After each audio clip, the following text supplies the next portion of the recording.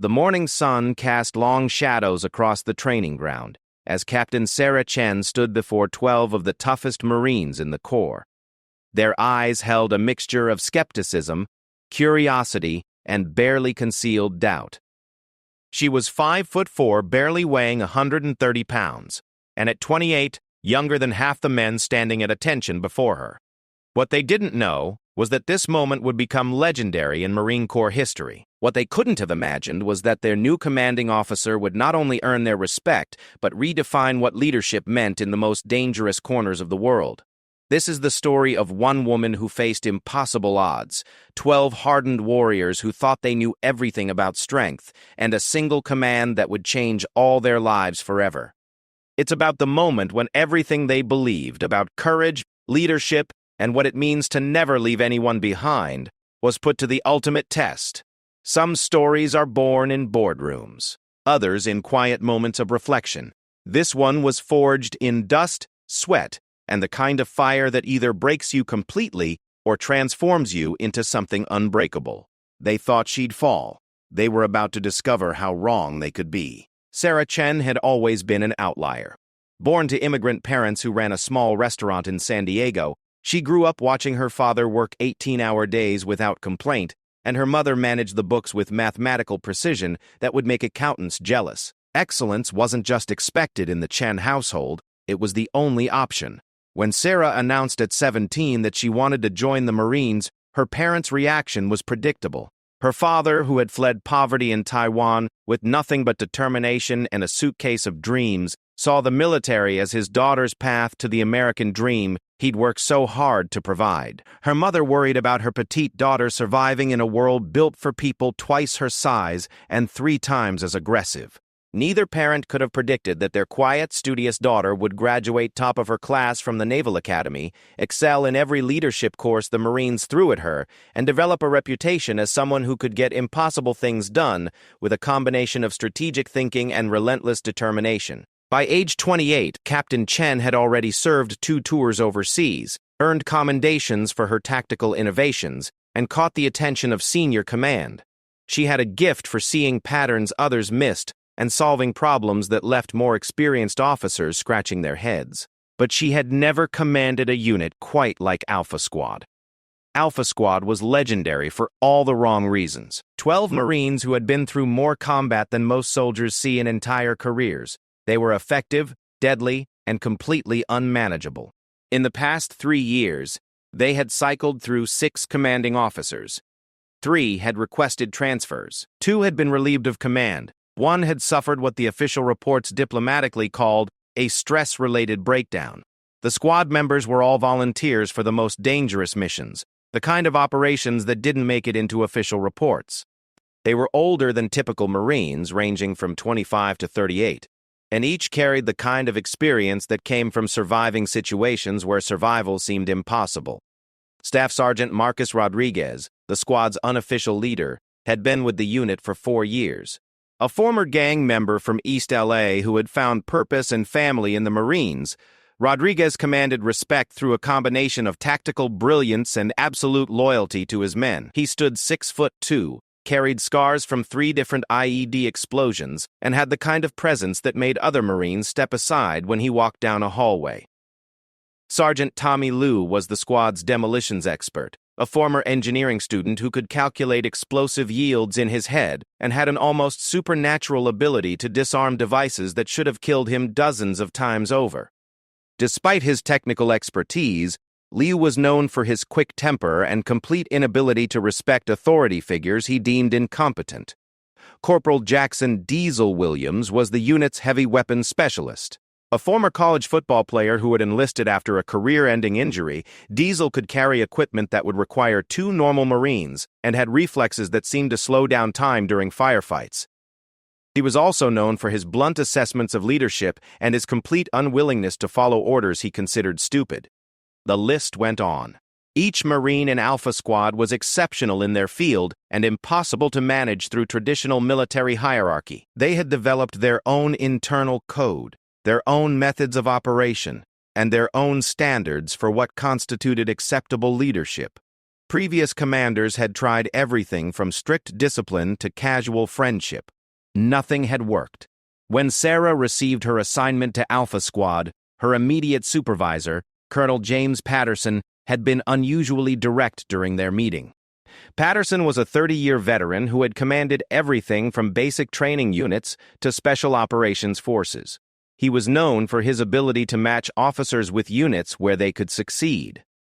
"Captain Chen," Patterson had said, leaning back in his chair and studying her personnel file, "I'm going to be completely honest with you. This assignment could make your career or end it. Alpha Squad has a 100% mission success rate, but they've also destroyed the careers of 6 officers who couldn't handle them." Sarah had sat perfectly still, her hands folded in her lap, waiting for the complete picture. She had learned early in her career that senior officers always had more to say if you gave them space to say it. "They're not insubordinate in any way that would justify disciplinary action," Patterson continued. "They follow orders, complete missions, and maintain all required standards. But they do it in their own way, and they have zero tolerance for officers they don't respect. The question is whether you can earn that respect." "What happened to the previous commanders?" Sarah had asked. Patterson pulled out a thick folder and flipped through several pages. "Captain Morrison lasted 8 months. Good officer, solid tactical mind, but he tried to impose traditional command structure from day one. The squad followed his orders but never bought into his leadership. Eventually, the stress of commanding 12 Marines who were technically compliant but emotionally disconnected wore him down. He requested a transfer to a staff position." He turned another page. Lieutenant Colonel Harris was next. Highly decorated, 20 years of experience. He tried the opposite approach, attempted to become their friend and earn loyalty through camaraderie. The squad respected his combat experience but saw his casual approach as weakness. When a mission went sideways and required split-second decision-making, they ignored his commands and improvised their own solution. Technically, they saved lives and completed the objective, but Harris realized he had no real authority and requested reassignment. Sarah absorbed this information, already beginning to form ideas about what might work differently. And the others? Various approaches, similar results. The common thread is that Alpha Squad doesn't respond to rank or traditional authority. They respond to competence, authenticity, and leadership that they can trust with their lives. The problem is that by the time most officers figure out what they're looking for, their credibility is already damaged beyond repair. Patterson closed the folder and looked directly at Sarah. "I'm giving you this assignment because I think you might be different.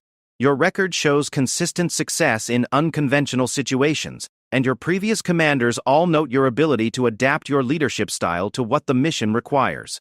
But I want to be clear about what you're walking into." "I understand, sir," Sarah had replied, though she was already wondering what she didn't understand yet. "There's one more thing," Patterson said, his tone becoming even more serious. "Alpha Squad's next mission is classified, but I can tell you it's the kind of operation that will test everything you think you know about leadership. They'll be deployed in 8 weeks, and they need a commander who can lead them through something that has never been attempted before. If you accept this assignment, you'll have those 8 weeks to establish your authority and build the trust that will literally be a matter of life and death when they're in the field." Sarah had accepted the assignment immediately, knowing that her career would likely be defined by what happened next. What she hadn't fully grasped was that the next 8 weeks would also redefine everything she thought she knew about leadership, courage, and the bonds that form between people who trust each other with their lives. The drive to Alpha Squad's training facility took her through the desert landscape outside Camp Pendleton. As she navigated the winding roads, Sarah found herself thinking about her father's advice when she had first considered military service. Success, he had told her in his careful English, is not about being the strongest or the loudest. Success is about understanding what people need and finding a way to give it to them. At the time, she had thought he was talking about customer service in the restaurant business. Now, approaching what might be the most challenging assignment of her career, she realized he had been talking about something much deeper. The training facility appeared ahead, a cluster of buildings surrounded by obstacle courses, firing ranges, and equipment yards. This was where Alpha Squad honed their skills, where they had outlasted 6 previous commanders. and where Sarah would either prove herself or join the list of officers who had underestimated what it would take to lead 12 Marines who had already seen and survived more than most people could imagine. As she parked her vehicle and gathered her gear, Sarah took a deep breath and reminded herself of another lesson from her parents' restaurant. The first impression mattered enormously, but it was the consistency of every interaction afterward that determined whether customers became family or never returned. In 30 minutes, she would meet Alpha Squad for the first time. Everything she had worked for in her military career had led to this moment. The question was whether she was ready for what came next. The first thing Sarah noticed about Alpha Squad was the silence. Not the respectful quiet of Marines standing at attention, but the watchful silence of predators sizing up potential prey. 12 men arranged in a perfect formation, eyes forward, posture regulation perfect, yet somehow radiating an energy that suggested they were 3 seconds away from movement in any direction necessary.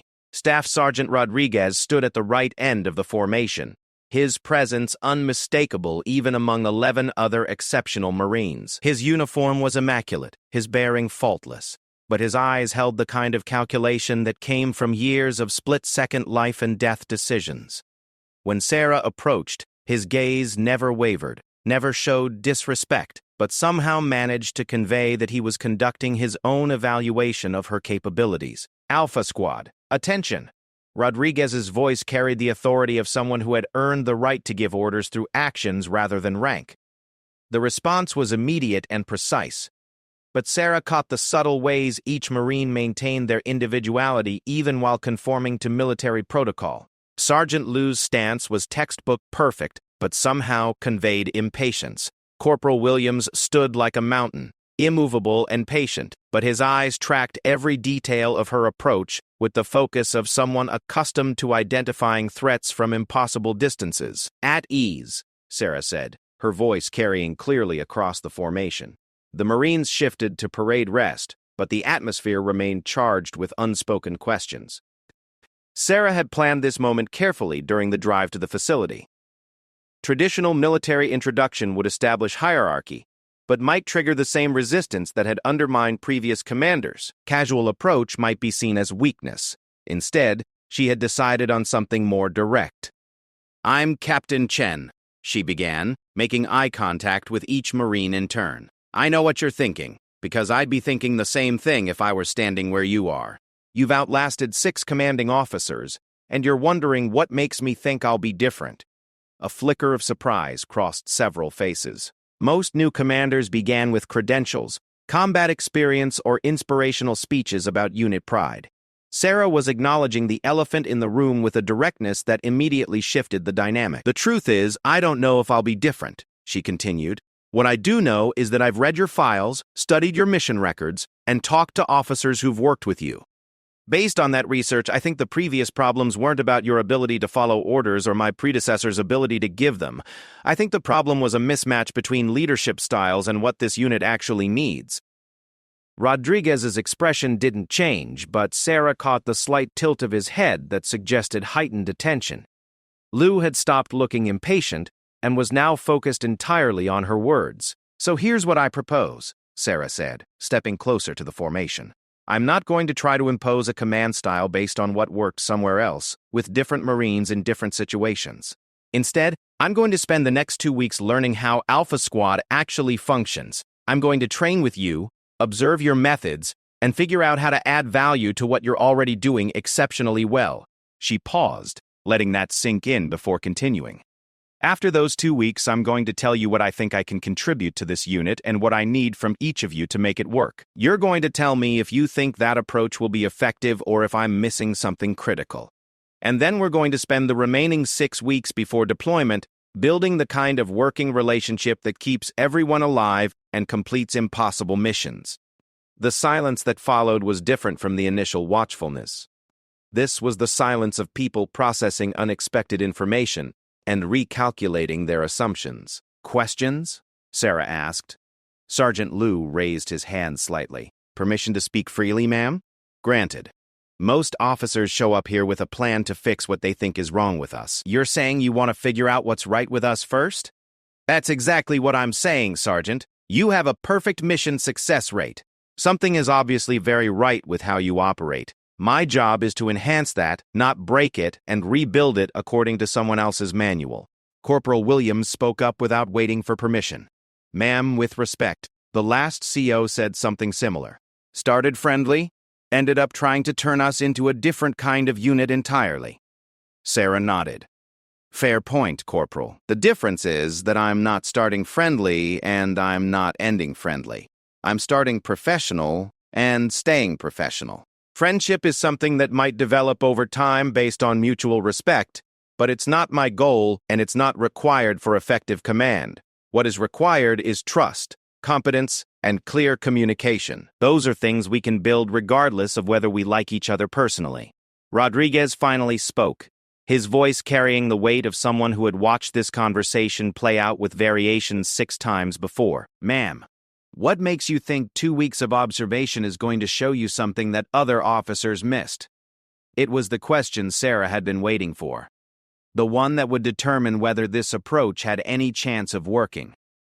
Because I'm not looking for what they were looking for, Staff Sergeant. Previous commanders were looking for ways to make Alpha Squad fit into standard operational models. I'm looking for ways to make standard operational models fit Alpha Squad. She gestured toward the training facilities around them. You've developed techniques, protocols, and methods that work for your specific skill sets and mission requirements. Instead of trying to change those to match what worked somewhere else, I want to understand them well enough to support them effectively and integrate them into larger strategic frameworks when necessary. The conversation was interrupted by the arrival of a Humvee carrying several other officers Sarah didn't recognize.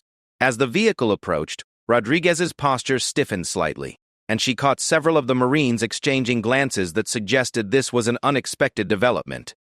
Major Steve Carson climbed out of the passenger seat, his uniform bearing the ribbons and badges of someone who had spent considerable time in combat zones. Sarah recognized him from photographs as one of the senior officers responsible for special operations planning. His presence at her first meeting with Alpha Squad was either a coincidence or a deliberate message. Captain Chen, Carson said, approaching with the confidence of someone accustomed to being the highest-ranking person in any gathering. I wanted to stop by and see how your introduction to Alpha Squad was progressing. Sarah sensed the shift in atmosphere immediately. The Marines remained at parade rest, but there was a new tension in their posture that suggested Carson's arrival had changed something significant about this interaction. Going well, sir, Sarah replied carefully. We were just discussing training schedules for the next few weeks. Carson nodded, his attention moving to Rodriguez. Staff Sergeant, I trust you're bringing Captain Chen up to speed on Alpha Squad's operational requirements? Yes, sir, Rodriguez replied, his tone perfectly respectful but somehow managing to convey that he considered this interruption unwelcome. Excellent, Carson said, turning back to Sarah. Captain, I wanted to let you know that there may be some adjustments to your timeline. The mission we discussed has been moved up slightly, which means your preparation period might be shorter than originally planned. Sarah felt the Marines' attention sharpen around her. This was clearly new information to them as well, and their reaction suggested it was the kind of change that had implications beyond simple scheduling adjustments. How much shorter, sir? Sarah asked, still being determined. Could be anywhere from 2 to 4 weeks instead of 8. I'll have more concrete information for you by the end of the week. Carson's smile was professionally warm but didn't reach his eyes. I'm sure Alpha Squad will adapt, as they always do. They're exceptionally good at improvising when circumstances change unexpectedly. With that, he climbed back into the Humvee and departed, leaving Sarah alone with 12 Marines who were now looking at her with a different kind of attention. The casual evaluation she had sensed earlier had been replaced by something more urgent. Rodriguez spoke first, his voice carefully neutral. Ma'am, did you know about the timeline change before today? No, Staff Sergeant, I did not. Liu stepped forward slightly. Ma'am, with respect, Major Carson has a history of making promises to Alpha Squad that don't match reality when operations begin. If our preparation time is being cut in half, that changes everything about how we need to approach the next few weeks. Sarah realized she was facing her first real test as Alpha Squad's commander. Her response to this unexpected development would tell the Marines more about her leadership style than anything she could say about her intentions or philosophy. You're absolutely right, Sergeant, she said, looking around the formation to make eye contact with each Marine. If we have potentially half the time I thought we had, then we need to completely restructure our approach, which means I need to understand your operational methods much faster than I originally planned. She paused, making a decision that would define the rest of their relationship. Staff Sergeant Rodriguez, I'm scheduling a squad meeting for 0600 tomorrow morning. I want every member of Alpha Squad to come prepared to explain their role, their methods, and what they need from a commanding officer to perform at their best. Not what they think I want to hear, but the unfiltered truth about what works and what doesn't. Williams spoke up again. Ma'am, that's not usually how these briefings work with new COs. Corporal, nothing about this situation is usual. We have potentially 4 weeks to build the kind of unit cohesion that normally takes months. That means we don't have time for traditional protocols or polite fiction. We need brutal honesty, rapid adaptation, and the kind of trust that only develops when people tell each other the truth, even when it's uncomfortable.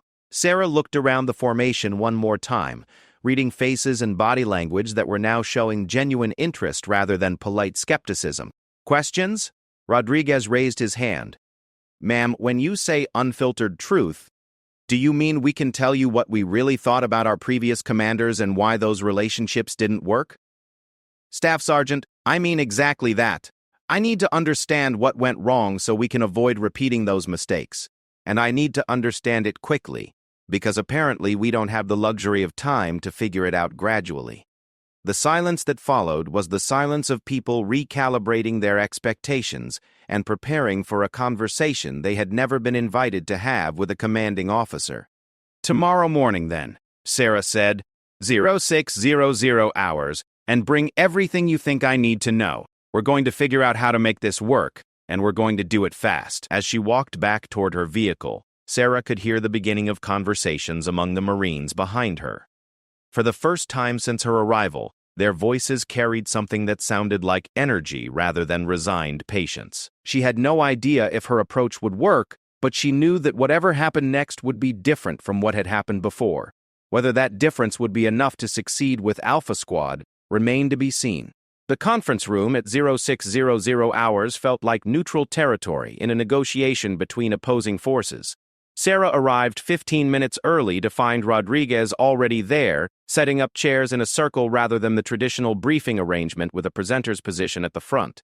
It was a small detail, but one that suggested he understood the kind of conversation she was trying to create. By 0600, all 12 Marines were present, coffee cups in hand, expressions ranging from curious to skeptical. Sarah had spent most of the previous evening reviewing their individual files again, not looking for tactical information this time, but trying to understand the personalities and motivations that drove each Marine's approach to military service.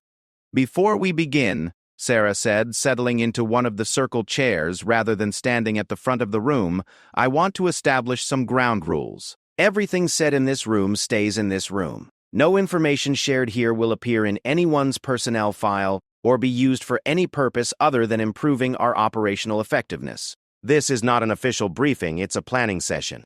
She paused, making eye contact with several Marines. Second, I want honest assessments, not diplomatic ones. If something isn't working or didn't work, I need to know exactly why. If you have concerns about my approach or questions about my experience, put them on the table now so we can address them directly. Corporal Martinez, the squad's communications specialist, raised his hand. Ma'am, are you asking us to critique your leadership before we've actually served under your leadership? Good question, Corporal. I'm asking you to tell me what kind of leadership you need based on your experience with this unit and your knowledge of the missions we'll be facing. If my background or approach doesn't match those requirements, I need to know that immediately, so we can either adjust or find solutions.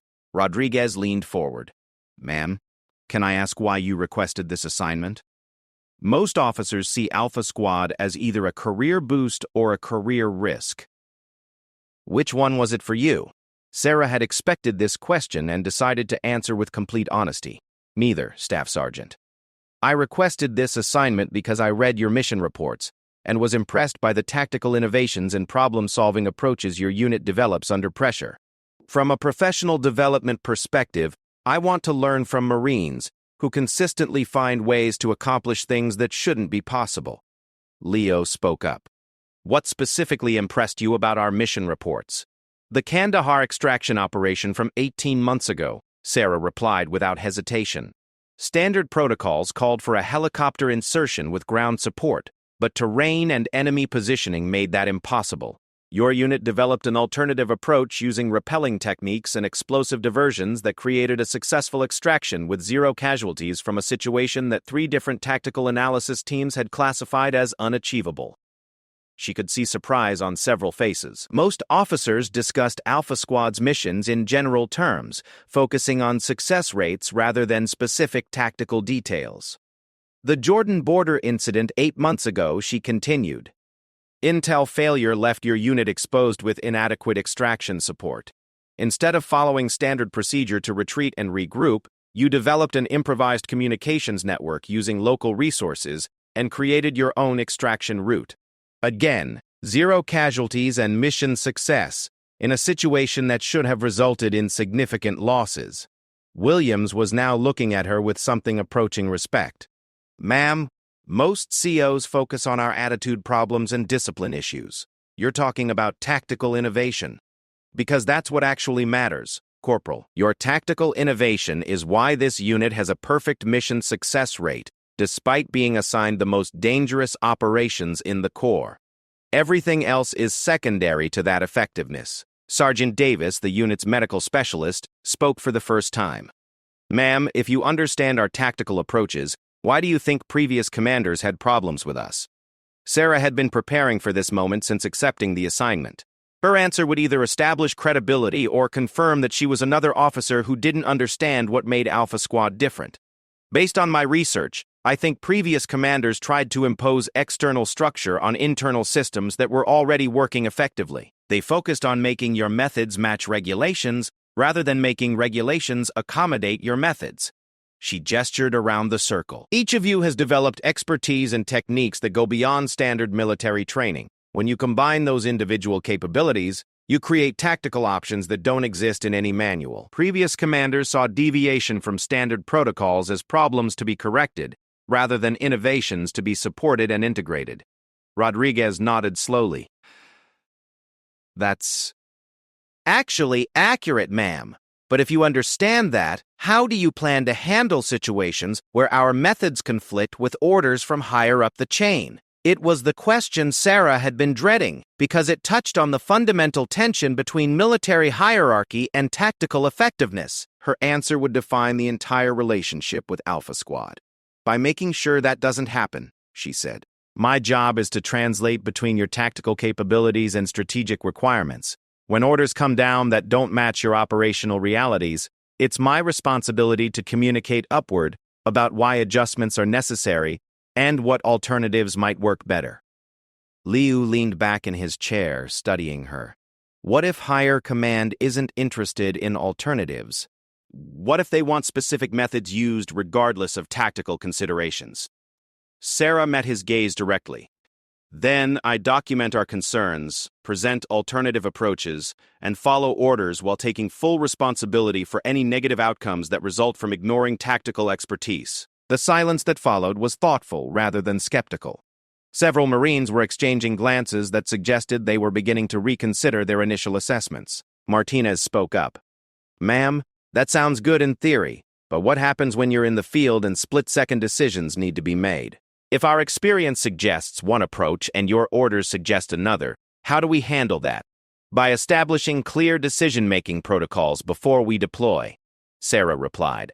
In situations where immediate tactical decisions are required, the Marine with the most relevant expertise makes the call and explains it later. In situations where strategic considerations override tactical preferences, I make the call and take responsibility for the consequences. She paused, then continued with a slight smile. The key is making sure everyone understands the difference between those two types of situations before we're in the middle of one.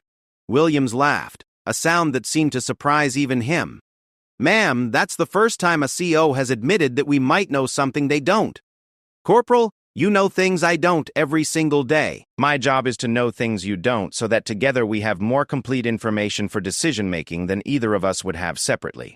The conversation continued for another hour, covering everything from communication protocols to equipment preferences, to personal concerns about the upcoming mission. Sarah found herself genuinely impressed by the depth of tactical knowledge and the sophistication of the operational thinking she was encountering.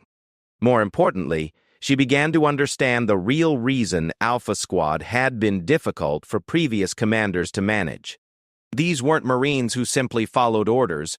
They were Marines who had been forced by circumstances to develop their own solutions to impossible problems.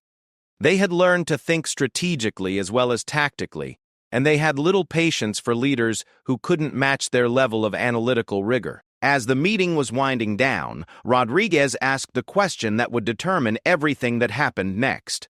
"Ma'am, we appreciate the conversation, but talk is easy. How do we know you can actually do what you're describing when things get complicated?" Sarah had been expecting this challenge and had prepared accordingly. "Fair question, Staff Sergeant. I think the best way to answer it is with a demonstration rather than more words." She stood up and moved to the whiteboard at the front of the room. "Based on what you've told me this morning and what I know about your upcoming mission parameters, I want to walk through a tactical scenario and show you how I think command decisions should be integrated with field expertise." For the next 30 minutes, Sarah outlined a complex mission scenario involving multiple objectives, changing conditions, and resource limitations. As she developed the scenario, she consistently asked for input from different squad members based on their areas of expertise, incorporating their suggestions into the overall tactical approach. What impressed the Marines wasn't just that she listened to their input, but that she understood the implications of their suggestions and could adapt the overall plan to accommodate tactical innovations they proposed. She demonstrated the ability to think at both strategic and tactical levels simultaneously, something none of their previous commanders had been able to do effectively. When the exercise was complete, the atmosphere in the room had shifted fundamentally. The watchful skepticism had been replaced by engaged interest, and several Marines were asking follow-up questions that suggested they were already thinking about how to apply similar approaches to their actual upcoming mission. "Questions?" Sarah asked, returning to her seat in the circle. Davis spoke up. "Ma'am, this approach requires a lot more trust between command and field personnel than most military operations involve. How do we build that trust quickly enough to be effective in 4 weeks?" "Good question, Sergeant. I think trust develops through consistent behavior over time, but we can accelerate the process by being completely transparent about decision-making and creating multiple opportunities to demonstrate reliability under pressure." She gestured toward the scenario still outlined on the whiteboard. "For the next 3 weeks, we're going to run increasingly complex training exercises that simulate the kind of challenges you'll face on deployment. Each exercise will include elements that test both your tactical execution and my command decision-making. By the time we're ready for actual deployment, we'll have a clear understanding of how we work together under stress."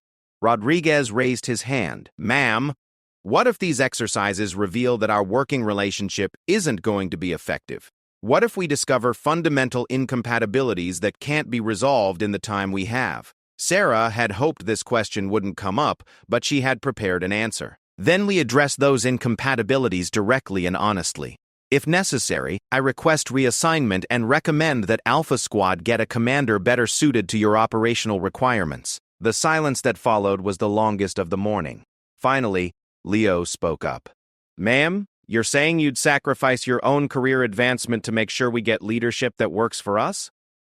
"Sergeant, my career advancement is meaningless if it comes at the cost of mission effectiveness or Marines' lives.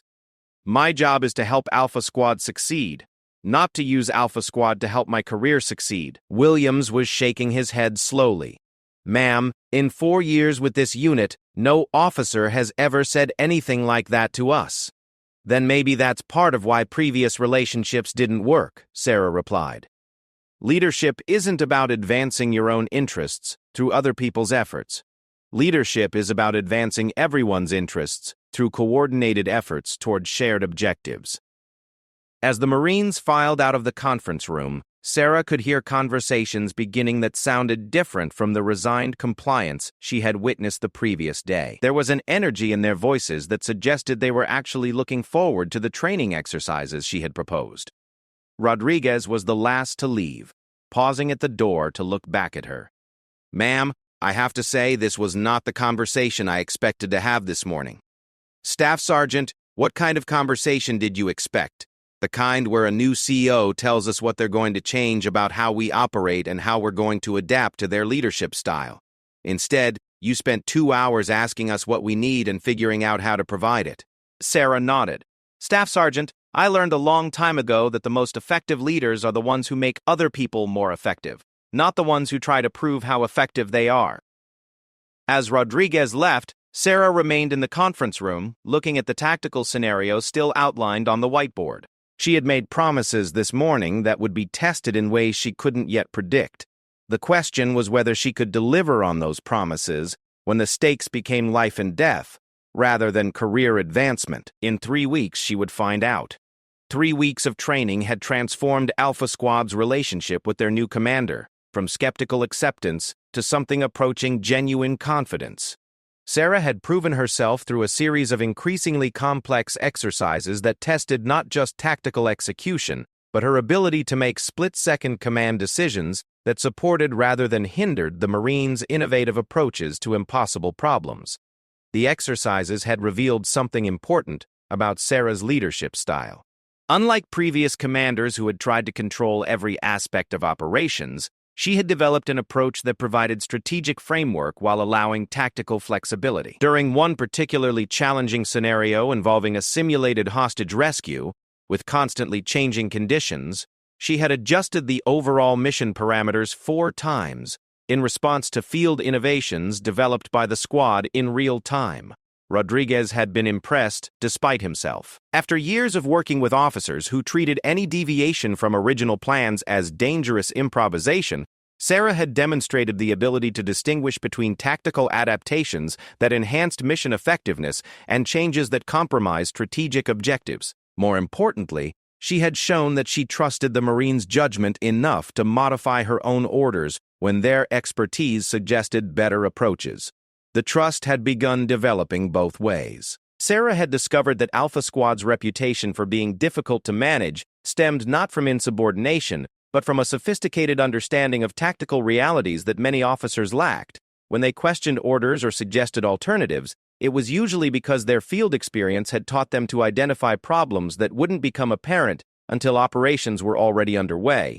But 3 weeks of training exercises, however realistic, could not fully prepare anyone for the moment when the radio crackled with the message that changed everything from theoretical to life and death. Alpha Squad, this is command. Operation Nightfall is a go. Deployment in 6 hours. Report to Briefing Room Charlie for final mission parameters. Sarah felt her stomach tighten as she acknowledged the transmission. Operation Nightfall was the classified mission that had been hanging over their preparation like a storm cloud on the horizon. She knew the basic parameters: extraction of a high-value intelligence asset from a hostile urban environment with minimal support and maximum stealth requirements. What she didn't know were the specific complications that had made this mission impossible for conventional forces and necessary for Alpha Squad. The briefing room was filled with tension that had nothing to do with stage fright and everything to do with Marines who had learned to read between the lines of official mission descriptions. Major Carson was present, along with 2 other senior officers Sarah didn't recognize, and a civilian whose presence suggested intelligence community involvement at the highest levels. Ladies and gentlemen, Carson began, his tone carrying the weight of someone who was about to ask people to risk their lives for objectives he couldn't fully explain. Operation Nightfall involves the extraction of Dr. Creasy, Elena Vasquez from Sarajevo. Dr. Vasquez is a biochemist who has been working undercover to gather intelligence on a biological weapons development program. Her cover was compromised 18 hours ago, and she is currently hiding in a safe house that will not remain safe much longer. The intelligence officer, who introduced himself only as Thompson, took over the briefing. Vasquez possesses information that could prevent a biological attack on civilian targets in 3 different countries. She also has physical evidence that several international treaties are being violated by parties we cannot publicly accuse without proof. Sarah studied the tactical display that showed Sarajevo's urban landscape, identifying immediately why conventional extraction methods would not work. The safe house was located in a neighborhood that offered excellent concealment, but also created multiple choke points that would trap any extraction force that relied on traditional insertion and extraction methods. Enemy forces? Rodriguez asked, his voice carrying the professional focus of someone who was already thinking through tactical requirements. Unknown number, but definitely more than 50 and possibly more than 100. They have heavy weapons, local knowledge, and government support that may or may not extend to military assistance. Thompson activated another display showing satellite imagery. Complicating factors include civilian population density, limited extraction routes, and a 12-hour window before Dr. Vasquez will be forced to leave the safe house and attempt escape on her own. Sarah felt the familiar sensation of a tactical puzzle clicking into focus in her mind. This was exactly the kind of mission that Alpha Squad had been designed to handle. Too complex for conventional forces, too sensitive for large-scale operations, and too important to fail. Questions? Carson asked. Lou raised his hand. Sir, what kind of support can we expect once we're in theater? Minimal. This operation does not officially exist, which means no air support, no backup extraction, and no diplomatic protection if things go wrong. William spoke up. Rules of engagement? Minimize casualties, but Dr. Vasquez must be extracted alive. Everything else is secondary. Sarah realized this was the moment when theoretical trust became operational reality. The mission parameters were exactly the kind of challenge that required the integration of strategic oversight and tactical innovation she had been discussing with Alpha Squad for 3 weeks. Major Carson, she said, I'd like to request 2 hours to review these parameters with my squad and develop our operational approach. We'll need to coordinate our methods with the intelligence requirements and extraction timeline. Carson nodded. Granted. Transportation leaves at 2100 hours. As the senior officers left the briefing room, Sarah found herself alone with 12 Marines who were looking at her with a different kind of attention than she had seen before. This was no longer about training exercises or theoretical leadership approaches. This was about whether the relationship they had built over 3 weeks would hold up when lives depended on every decision. Thoughts? She asked, turning to face the squad. Rodriguez spoke first.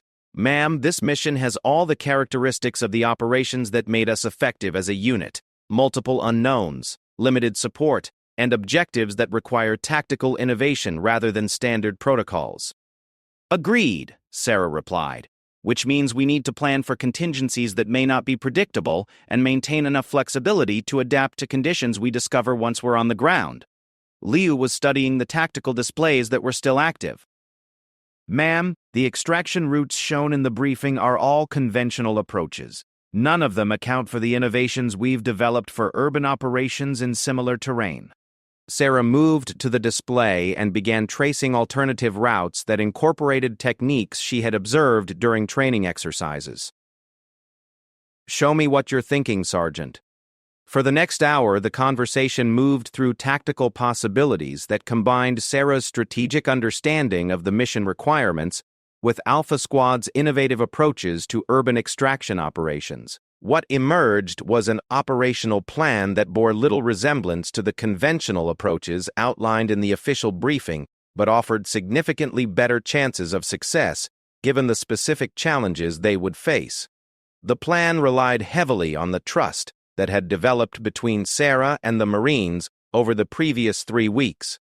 Instead of detailed, predetermined procedures, they developed flexible frameworks that could adapt to changing conditions while maintaining focus on the core objective. Instead of rigid command hierarchy, they established decision-making protocols that allowed expertise to drive tactics while keeping strategic considerations in perspective.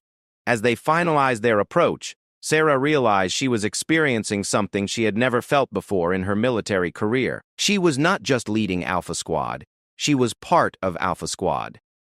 The distinction between her strategic responsibilities and their tactical capabilities had evolved into an integrated approach that made the entire unit more effective than the sum of its individual parts. Final questions before we load for deployment, she asked. Davis raised his hand. Ma'am, if conditions on the ground are significantly different from intelligence estimates, how do we handle real-time adjustments to the mission plan? The same way we've been handling them in training, Sergeant. The Marine with the most relevant expertise makes tactical recommendations. I evaluate strategic implications and we adapt the overall approach to match operational realities. Martinez looked up from the communications equipment he had been checking. Ma'am, what if we lose communications with you during critical phases of the operation? Then Staff Sergeant Rodriguez assumes operational command and continues the mission, according to the frameworks we've established. My job is to provide strategic support when possible, but your job is to complete the mission regardless of whether that support is available. Williams was loading the heavy weapons that would provide covering fire if the extraction became complicated. Ma'am, you realize this mission has a high probability of everything going wrong at once? Sarah smiled, feeling a calmness that surprised her. Corporal, everything we've done for the past 3 weeks has been preparation for exactly that possibility. If everything goes according to plan, we won't need the trust and tactical innovation we've been developing. If everything goes wrong, those capabilities will be the only things that keep us alive and get Dr. Tucha Vasquez to safety. As Alpha Squad loaded their equipment and prepared for deployment, Sarah reflected on how much had changed since her first meeting with these Marines 3 weeks earlier. She had arrived expecting to command a difficult unit that would require careful management to achieve acceptable performance. Instead, she had discovered a group of exceptional Marines who had been waiting for leadership that could match their tactical sophistication and operational commitment. The helicopter that would take them to their insertion point was already warming up when Rodriguez approached her with an expression she hadn't seen before. Ma'am, I wanted to say something before we deploy, he began, his voice carrying an unusual formality that suggested he had been thinking about this conversation for some time. Go ahead, Staff Sergeant. In 4 years with Alpha Squad, I've never deployed with a commanding officer I trusted completely. I've served with officers I respected, officers who were competent, and officers who meant well. But I've never served with an officer I trusted to make the right decisions when everything was falling apart and lives were on the line. He paused, looking out at the Marines who were conducting final equipment checks with the focused intensity that preceded dangerous operations. I trust you, ma'am. We all do. And I wanted you to know that before we found out whether that trust is justified. Sarah felt the weight of that trust settle on her shoulders, heavier and more meaningful than any promotion or commendation she had ever received. In 6 hours, they would be in Sarajevo, attempting an extraction that had been deemed impossible for conventional forces. The success of that mission would depend not just on tactical execution or strategic planning, but on the relationships that had been built over 3 weeks of honest conversations and shared challenges. Staff Sergeant, she replied. That trust means more to me than you know. Let's go bring Dr. Vasquez home. As the helicopter lifted off, Sarah looked around at 12 Marines who were no longer evaluating her leadership, but were instead focused entirely on the mission ahead. They had become, in the truest sense, a team. What remained to be seen was whether that team could accomplish what no other military unit had been asked to attempt. In 4 hours, they would find out. The safe house was supposed to be 3 blocks north of the insertion point. Instead, it was 5 blocks north, surrounded by hostiles who had been waiting for exactly the kind of extraction attempt Alpha Squad was making. Dr. Elena Vasquez was alive, but trapped on the 3rd floor of a building that had become the center of a tactical nightmare no training exercise could have fully prepared them for. Sarah crouched behind the rubble of what had been a market stall 6 months before. The war made commerce impossible in this part of Sarajevo. Her radio crackled with reports from Rodriguez and Lou, who had moved to reconnaissance positions that provided visual confirmation of what everyone had feared. The intelligence estimates had been wrong about everything that mattered. Minimum 80 hostiles, probably closer to 100. Rodriguez's voice carried the calm professionalism of someone reporting facts that would determine whether his teammates lived or died. Heavy weapons positioned at both primary extraction routes. Secondary routes are blocked by debris that looks deliberately placed. Liu's voice came through next. Ma'am, the building layout doesn't match the blueprints we were given. The 3rd floor has been modified, and there are what look like explosive devices positioned at multiple access points. Sarah processed this information while calculating alternatives that were rapidly becoming more limited. The mission had encountered the worst-case scenario she had planned for, except worse. Not only were they facing more enemies in stronger positions than anticipated, but the target building had been turned into a trap designed to kill anyone who attempted exactly what they were attempting. Williams, what's your assessment of the heavy weapons positions? She asked. Ma'am, they've got us covered from 3 directions with overlapping fields of fire. Any conventional approach is going to result in significant casualties before we reach the building, assuming we reach it at all. Sarah looked around at the urban landscape that had seemed manageable during the briefing, and now revealed itself as a maze designed to funnel attacking forces into kill zones. This was the moment when all the theoretical trust and tactical innovation developed over the past 3 weeks would either prove sufficient or prove meaningless. Martinez, what's our communication situation with Dr. Vasquez? Sporadic contact, ma'am. She's alive but reports that hostiles are searching floor by floor. She estimates maybe 30 minutes before they reach her location. 30 minutes to accomplish what conventional forces had deemed impossible, in conditions that were significantly more dangerous than anyone had anticipated. Sarah felt the familiar sensation of tactical possibilities arranging themselves in her mind. But for the first time in her military career, none of the conventional solutions offered acceptable probabilities of success. "Squad leaders to my position for tactical conference," she said into her radio. Rodriguez and Liu moved through the rubble with the practiced stealth of Marines who had learned to become invisible in urban environments. When they reached her position, Sarah could see in their expressions the same calculation she was performing. The standard approaches to this problem were not going to work. "Assessments?" she asked. Rodriguez spoke first. "Ma'am, direct assault will get most of us killed before we reach the target. The building is too well defended, and we don't have the firepower to suppress that many positions simultaneously." Liu nodded agreement. "Stealth insertion might work for 1 or 2 people, but extracting Dr. Vasquez requires more personnel than can move undetected through the available routes." Sarah studied the building that contained their objective, looking for possibilities that hadn't been considered during mission planning. "What if we don't use the available routes?" "Ma'am?" Rodriguez asked. "What if we create our own route? One they haven't prepared for because it shouldn't be possible." Liu was already following her tactical reasoning. "You're thinking about the construction site 2 blocks east? I'm thinking about the construction crane that overlooks the target building from an angle they haven't fortified because no rational tactical planner would consider it a viable approach route."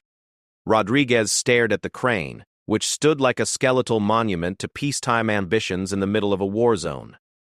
"Ma'am, that crane hasn't been operational for months. We don't know if the mechanical systems work, and even if they do, maneuvering it into position would alert every hostile in the area to what we're attempting, unless the crane operation is synchronized with a diversion that draws their attention in a different direction," Sarah replied, her mind now working through possibilities that had nothing to do with conventional military tactics, and everything to do with the kind of improvisation Alpha Squad had been perfecting for years. Liu was beginning to smile, which in the middle of a tactical crisis was either a very good sign or a very bad one. "Ma'am, are you suggesting we use the crane as both insertion method and extraction platform while conducting a simultaneous diversion operation?" "I'm suggesting we use every asset available to create tactical opportunities that don't exist in any manual but might work because nobody will be expecting them."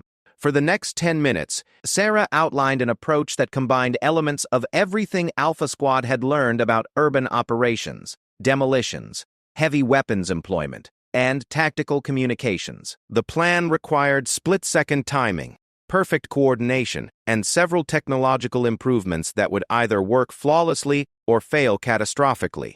More importantly, the plan required the kind of trust between command and field personnel that could only develop through shared experience under pressure. Sarah would be coordinating multiple elements from a position where she could maintain strategic overview but could not directly observe tactical execution. Rodriguez, Liu, and the other Marines would be executing complex maneuvers based on timing and assumptions that could not be verified until the operation was already underway. "Questions?" Sarah asked as she finished explaining the approach. Rodriguez looked around at the tactical situation, then back at her. "Ma'am, this plan has about a dozen points where everything could go wrong simultaneously." "Agreed." "It also has the best probability of success given our current situation and constraints." "Alternative suggestions?" Liu was checking his equipment while running through the tactical sequence in his mind. "Ma'am, the timing on this is going to be critical. If any element is delayed by more than 30 seconds, The entire approach falls apart, which is why we're going to practice the coordination sequence twice before execution, and why every Marine needs to understand not just their own role but how their actions affect everyone else's timing. Williams had been monitoring radio traffic and moved over to join the conversation. "Ma'am, I'm picking up communications that suggest the hostiles are preparing to storm the building where Dr. Vasquez is hiding." Our timeline just got shorter. Sarah felt the tactical situation crystallizing into the kind of moment that defined military careers and determined whether people went home alive. This was why Alpha Squad existed, for situations where conventional approaches offered no solutions and unconventional approaches offered no guarantees. "All right," she said, activating her radio to address the entire squad. "Alpha Squad, this is Captain Chen. We are executing Tactical Approach Bravo 7 in 15 minutes. Every Marine acknowledge understanding of your individual role and timing requirements." The acknowledgements came back immediately, each Marine confirming not just that they understood their own responsibilities, but that they were ready to trust the tactical innovation that would determine the outcome of the mission. Sarah spent the next 10 minutes moving between positions, confirming that equipment was properly positioned and that every Marine understood the signal protocols that would coordinate their actions. As she made these final preparations, she realized that her relationship with Alpha Squad had evolved into something she had never experienced before in military service. She was not just commanding these Marines, she was part of a tactical organism that could adapt to impossible situations because every member trusted the competence and commitment of every other member. The formal military hierarchy was still there, but it had been transformed into something more flexible and more powerful than traditional command structures. 2 minutes to execution, she announced. Sarah took her position at the overwatch point that would allow her to coordinate the multiple elements of the operation. From here, she could see the construction crane that Lou would use for insertion, the positions where Williams and Davis would create the diversionary explosions, and the building where Dr. Vasquez was waiting for a rescue that was about to unfold in ways no one could have predicted. Alpha Squad, execute. What happened next unfolded with the precision of a military operation and the creativity of an improvised performance. Liu reached the crane controls and began the delicate process of positioning the boom to provide access to the target building's 3rd floor, moving with just enough speed to complete the positioning before hostiles could respond, but not so fast as to create noise that would compromise the timing of other elements. Williams and Davis initiated the diversionary explosions at precisely the moment the crane began moving, drawing hostile attention toward the wrong part of the battlefield while creating enough chaos to mask the mechanical sounds of the crane operation. Rodriguez led the ground element that would provide security for the extraction, moving through routes that had become available because hostile forces were responding to the diversions, rather than maintaining their original positions. Sarah coordinated these elements through a series of radio transmissions that had been reduced to single words and timing cues, maintaining strategic overview while allowing tactical decisions to be made by the Marines with the most relevant expertise for each specific challenge. The plan worked flawlessly until it didn't.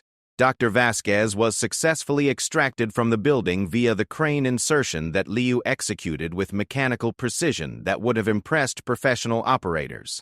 The ground security element maintained clear extraction routes despite hostile attempts to reposition forces in response to the tactical surprise. But as the extraction was nearing completion, Sarah's radio crackled with the transmission that turned tactical success into potential disaster. "Captain Chen, this is command. Be advised that hostile reinforcements are converging on your position from 3 directions. Estimate 40 additional combatants with heavy weapons will reach your area in less than 10 minutes. Recommend immediate extraction via alternative routes." Sarah looked at the tactical display in her mind, calculating distances, timing, and the capabilities of Marines who were already executing a complex operation under combat conditions. Alternative extraction routes would require abandoning equipment, separating the unit, and moving through terrain that offered limited concealment. More critically, alternative extraction would mean leaving behind Dr. Vasquez's research materials, which were too sensitive to transport during a rapid movement and too important to abandon. This was the moment when everything Alpha Squad had developed over the past 3 weeks would be tested at the level that determined not just mission success but survival. Sarah activated her radio for what she knew might be the most important command decision of her military career. Alpha Squad, this is Captain Chen. We have hostile reinforcements approaching our position. We can extract immediately via alternative routes, which means abandoning secondary objectives and accepting significant risk during movement. Or we can complete primary and secondary objectives using our current positions and methods, which means engaging a significantly larger hostile force. She paused, looking around at the urban battlefield where 12 Marines were waiting for the command decision that would determine everything that happened next. I am not ordering anyone to take risks beyond what they signed up for when they volunteered for Alpha Squad. This decision belongs to the entire unit. Rodriguez, call it. The silence that followed lasted approximately 3 seconds, which in tactical time was long enough for every Marine to consider alternatives and consequences. Rodriguez's voice came through the radio with the calm certainty of someone who had found exactly the right answer to an impossible question. Ma'am, Alpha Squad doesn't leave missions incomplete and doesn't leave teammates behind. We complete all objectives and we go home together. How do you want us to handle the reinforcements?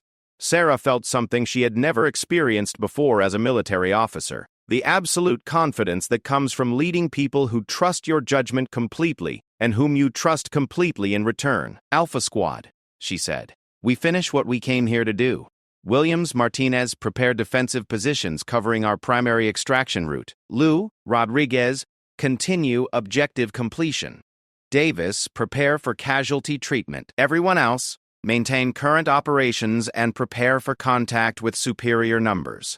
What followed was 22 minutes of tactical execution that would be studied at military academies for years afterward. Alpha Squad not only completed both primary and secondary objectives, but did so while engaging hostile forces that outnumbered them by approximately 8-1.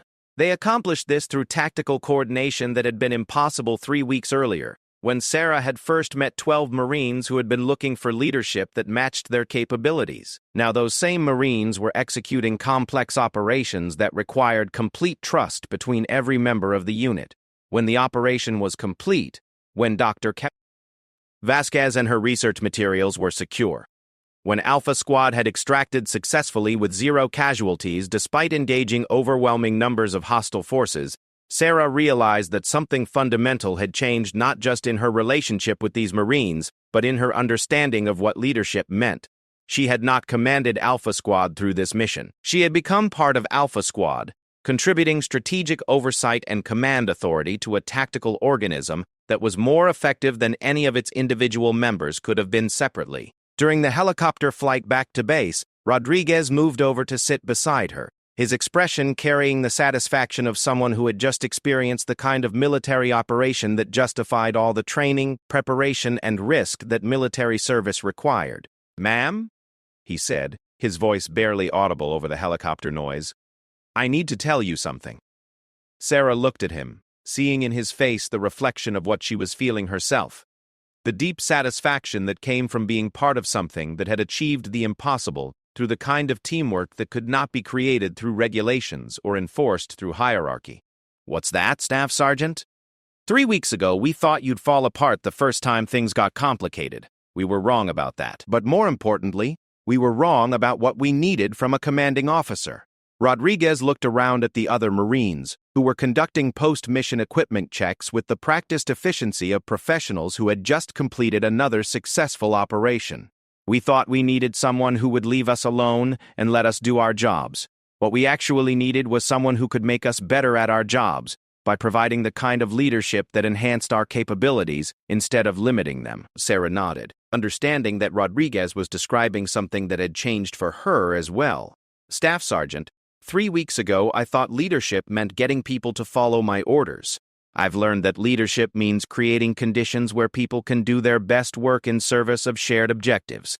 The helicopter was approaching base, and Sarah could see the landing lights that meant they would soon be back in the world of after-action reports, performance evaluations, and whatever mission would test Alpha Squad's capabilities next. But she knew that something permanent had been established during the past 3 weeks and proven during the past 8 hours. Alpha Squad was no longer a group of exceptional Marines who were difficult to manage. They had become a tactical unit that could accomplish missions other forces couldn't attempt. led by an officer who had learned to enhance their capabilities rather than constrain them. As the helicopter touched down, Sarah reflected on the journey from that first morning when 12 Marines had stood in formation, evaluating whether she would be another commanding officer who misunderstood what they needed to be effective. They had thought she'd fall. Instead, she had learned to fly. The mission was complete, but the real story was just beginning. Alpha Squad now had leadership that matched their capabilities, and Sarah had found the kind of unit that would challenge and develop her abilities in ways she had never imagined possible. Together, they were ready for whatever impossible mission would come next.